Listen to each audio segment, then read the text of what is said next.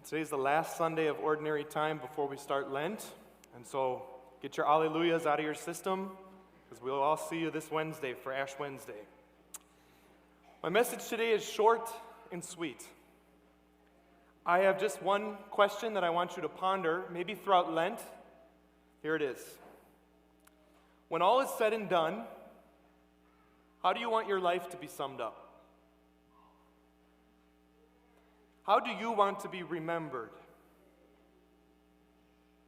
How would you hope, or what would you hope is imprinted on your tombstone that the angels are going to read when they come to wake you up at the resurrection from the dead?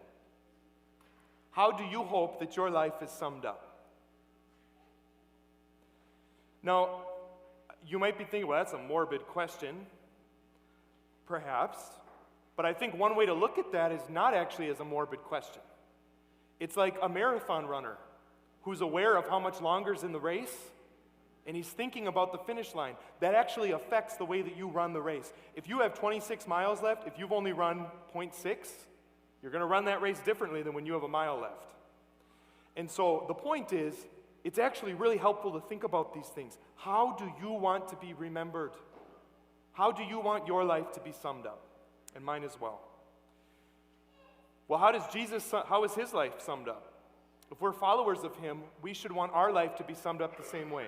The scripture says this: Jesus loved his own who were in the world, and he loved them to the end. If at my funeral someday someone got up and said that about my life, I could not think of a nicer thing you could say about another human being. That person loved their own who were in the world, and they loved it to the end. Just like their Lord, they left it all on the field. There was no doubt in that person's surroundings, the people in their life, that they loved them with everything that they had. They loved their God, and they loved the people surrounding them. They loved their own in the world, and they loved them to the end. My brothers and sisters, I don't know where you find yourself today, but likely, as a Christian, as a parent, as a child, you've given up a lot to be here. Every Sunday, you've given up a lot to come here. When you say your prayers, you're giving things up as a Christian. Or think about parents for your kids, the amount that you sacrifice. Or those moments as parents, as spouses, when you look at each other and you're like, my will's going to have to die here. All right, we're doing it their way. You've given up so much to be here. Why would you go this far and go halfway in? Why would you come all this way and hold back? Coming to Mass every week and holding back. Today, here's the invitation to me and to you. Recommit. Recommit to giving God and people in your life your undivided heart. To loving your own in the world and loving them to the end. Because when the dust settles, when all is said and done, how is your life and my life going to be judged? On one thing: love. That's what many saints have said. And so, to me, to you today, whatever you have been invited into by God, parent, child, Christian, leave it all on the field. Go at this with your whole heart.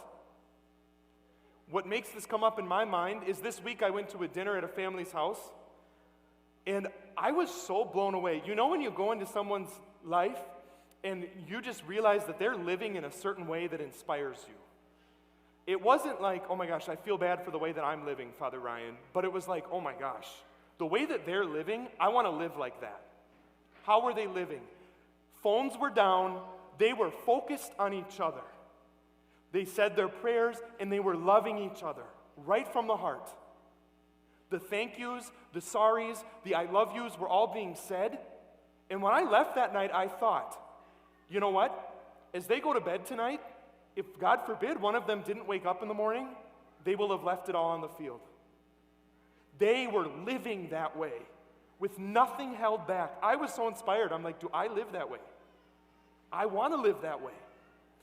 And so today, if you're a mom or a dad, recommit today to loving your kids and loving your spouse, loving your own in the world, putting that phone down. If you're a child of elderly parents, recommit today to loving them until the end. If you're a kid here who has grandparents who are elderly, or great-grandparents, or aunts or uncles, call grandma. Go and visit grandpa. Love your own in the world and love them to the end. And all of you gathered at Mass here each week, commit today to loving God with the respect and love that is His due, giving Him your ear every day to let Him talk to you. Today we're going to pray Eucharistic Prayer 4. And in that prayer, it's a little different than some of the other ones. So you're going to be like, "See on the right page?" Yes, I am.